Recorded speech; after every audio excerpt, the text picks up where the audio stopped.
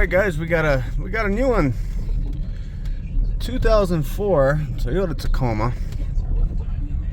141,000 miles on it. Customer complaint is we definitely got a dead miss on cylinder 1. So I didn't really think it was going to be a video, but now it's going to be a video because I just thought, all right, Toyota, swap the coil packs around. That he already bought all new coil packs and spark plugs, and you know, didn't fix it. Took it somewhere else.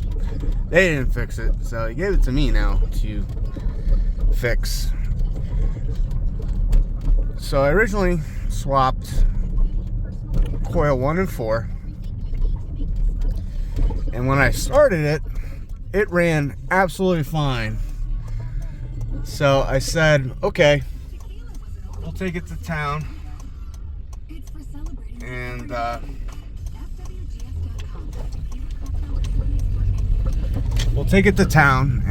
see what happens. It drove flawless all the way to Lowe's. I went to Lowe's. I shut it off. I went inside. And now is where we're making a video, because we are clearly misfiring on that cylinder 1. So it was something after a heat soak, and now we got a dead miss. Is it gonna be repeatable? I don't know. That's where the fun begins. So where do we go from here? We know it's not the coil pack because we already moved it to 1 and 4. What's the next step? I know for me, sorry guys, there's a lot of traffic.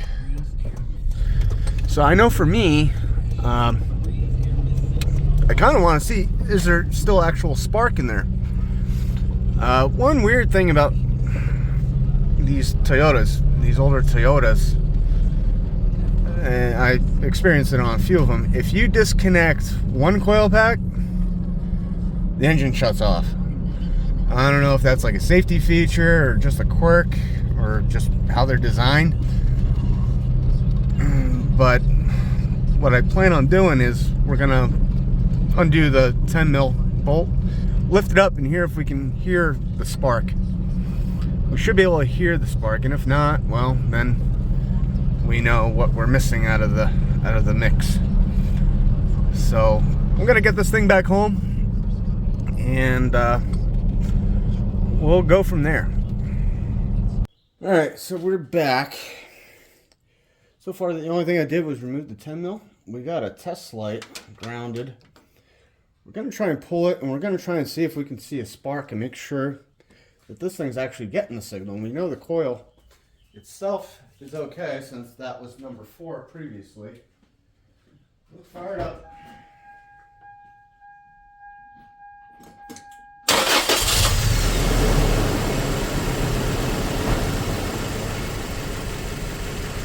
We definitely still got our shake, and should be. I'm gonna refresh my data. Should still be on cylinder 1. The engine itself shouldn't change.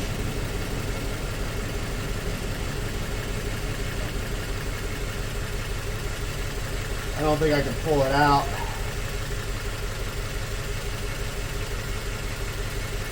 I can hear a spark though. Now if I undo this connector, it's going to stall out. I think that's a Toyota thing. I'm going to restart it again. Now we should visually see the spark.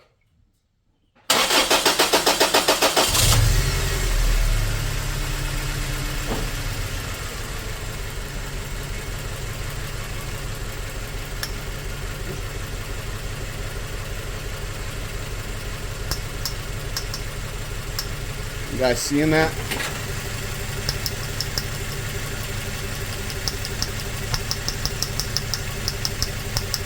So we got spark, 100%. I'm gonna shut her down.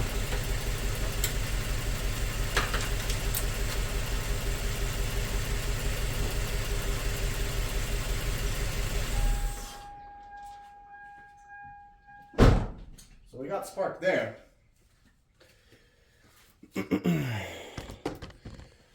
But do we have spark at our actual spark plug? That's going to be the next thing. And I really wish I had an extra spark plug. So what we're going to have to do,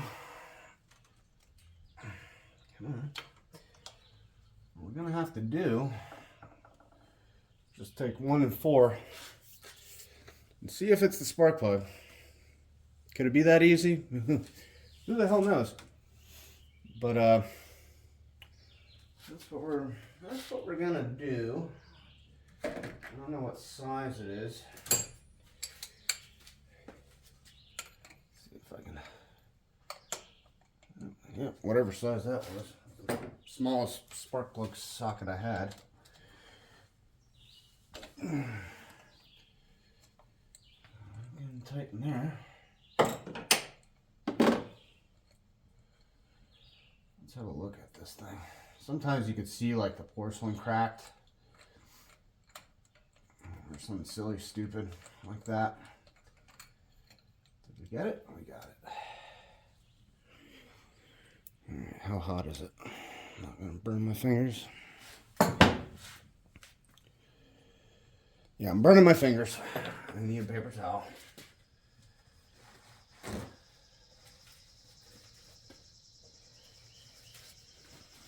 I mean, the plug itself looks okay. I don't know if I would call that new. Supposedly the spark plugs are brand new. I mean, I feel a little bit of dielectric grease on them. But are they new? I don't know. Would you call that new? You said they were brand new. I don't know about that.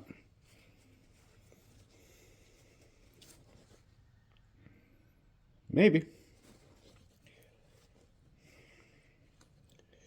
All right, so we'll swap with the one in the back and fire it off again and see what happens. And then we'll get back to you. So we swapped. We are still cylinder 1 misfire. So this is going to get pretty interesting now.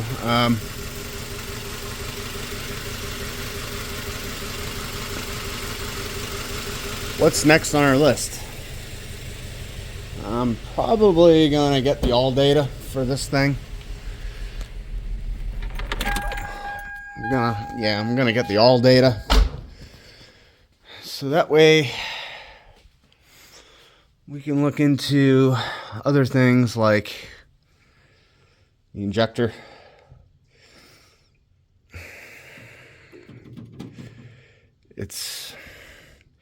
Should be I believe, well, this is why I need the all data. Because, well, this is a regulator. I don't know if fuel's coming in this way or if there's a rail, an entrance in the back.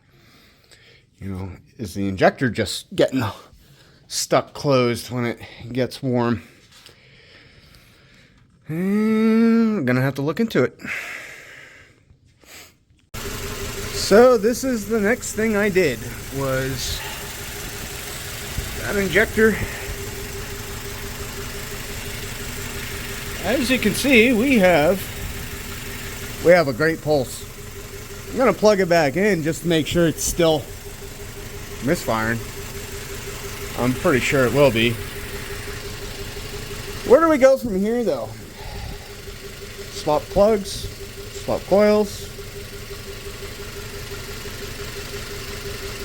Is something up with that injector? I tried. I got this guy, this stethoscope, and honestly,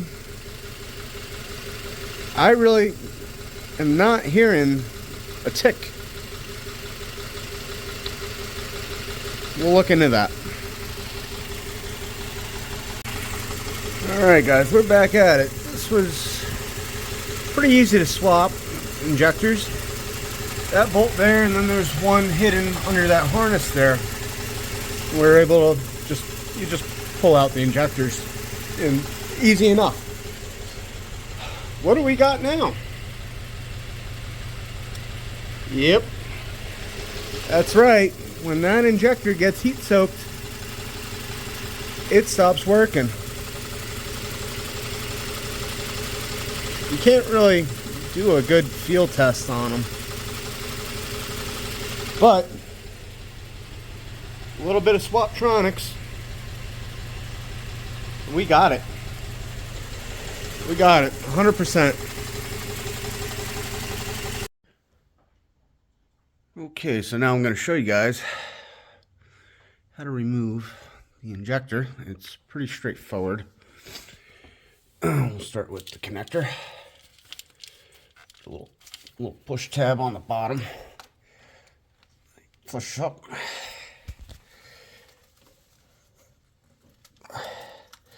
That comes out. Supposedly the Toyota dealership's going to have the new part very shortly, so I just want to get it ready.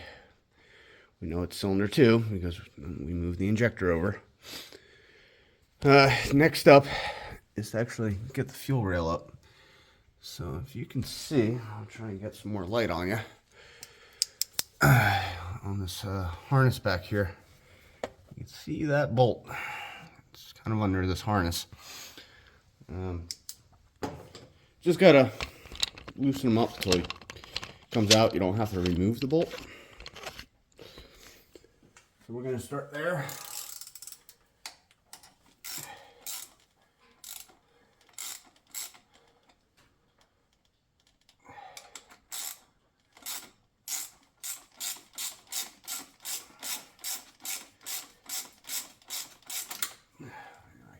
Came off of it. I don't know if I fully got it out. And then this front one.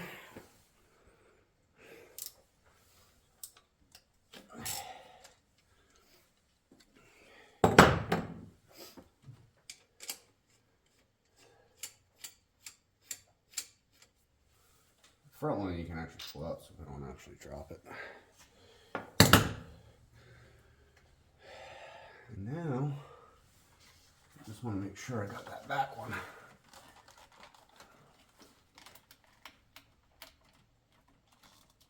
It's kind of tricky with that harness. I don't feel like removing everything.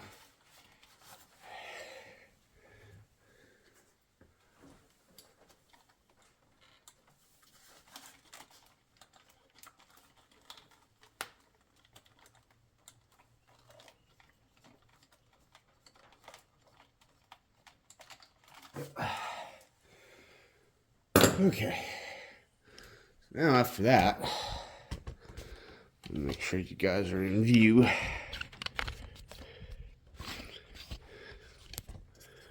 believe you are. You're just gonna pull up on this fuel rail.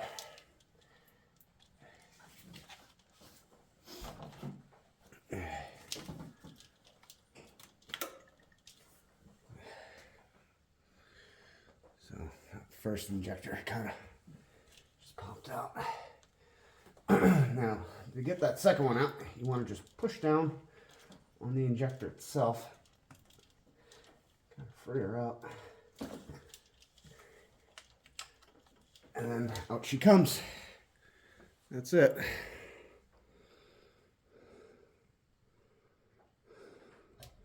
So now, we're going to go and get a new one and then put it in.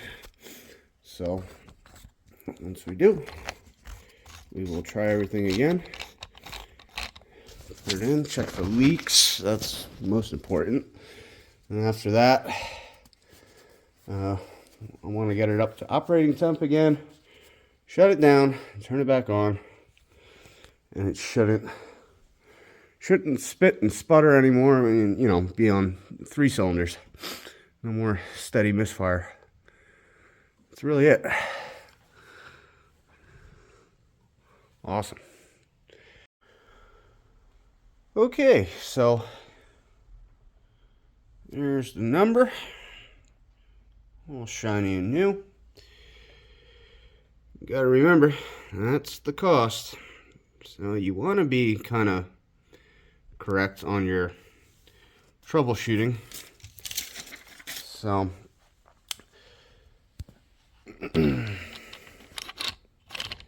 what does it come with? It comes with everything you need to get her back in, I think. Let's find out. O-ring. That I'm not too sure we're going to use. Let's compare it to the old one. The old one we're going to have to leave. I believe we're going to have to rob that little guy. Actually get him to see. No, never mind. I'm an idiot.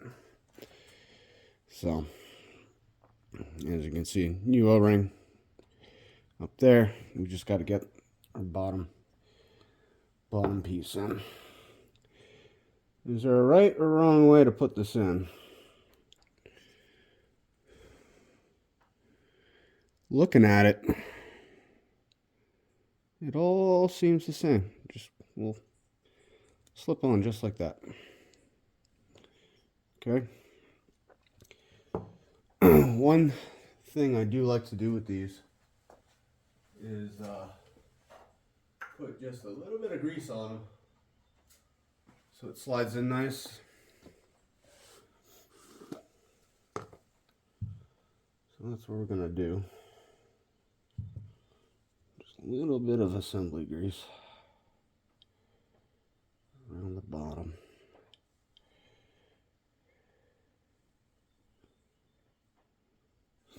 That should be it.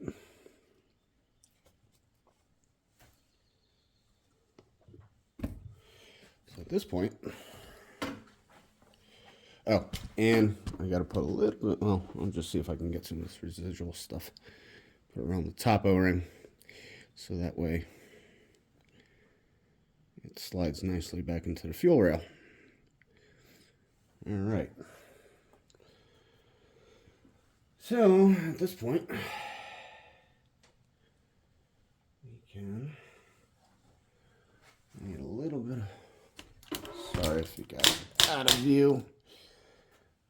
I'm still waking up. So at this point, you can get her kind of down in the port, lift up on the fuel rail, and it just slides in. That's it. It's as simple as that. This guy, cylinder 1, I want to slide him up in there too, but I think he needs a little bit of grease. Also inspect the O-rings on the other ones that you take out and make sure they're not damaged. And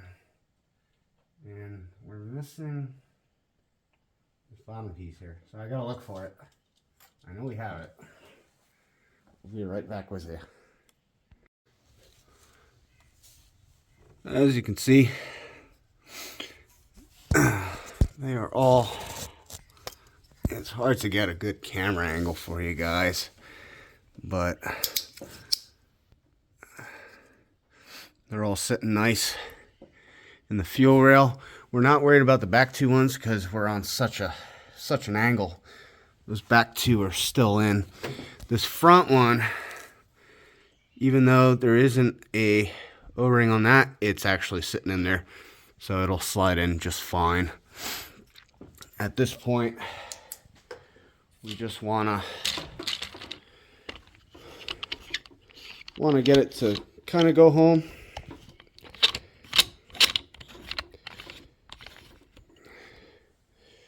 So with that, you just want to use a good, you want to have lighting. And start working that cylinder 2 in. As you're pushing down.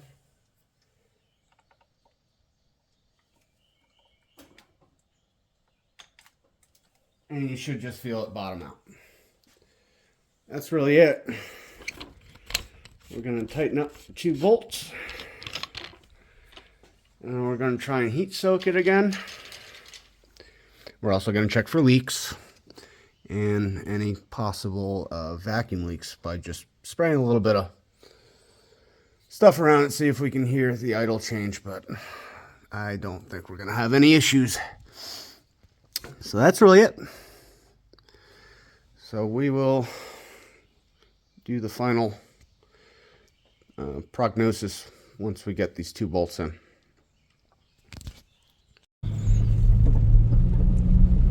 Alright folks, so I went into town, let it heat soak a few times, you know, shutting it off, turning it on.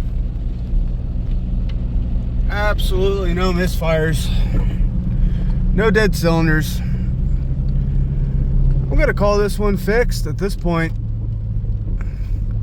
So that, like I said, that was an interesting one because ran fine on a cold start. You could drive it for as many miles as you wanted, but once you shut her down and then turn her back on, that was it. That one injector was just dead in the water. Kind of an interesting one. Never dealt with that, especially on a Toyota. It was a factory Asen brand injector. So hey, you know, things happen, things break, but wasn't too hard to diagnose, and you know, the guy's back on the road now. So calling this one fixed. Until the next one, bye bye.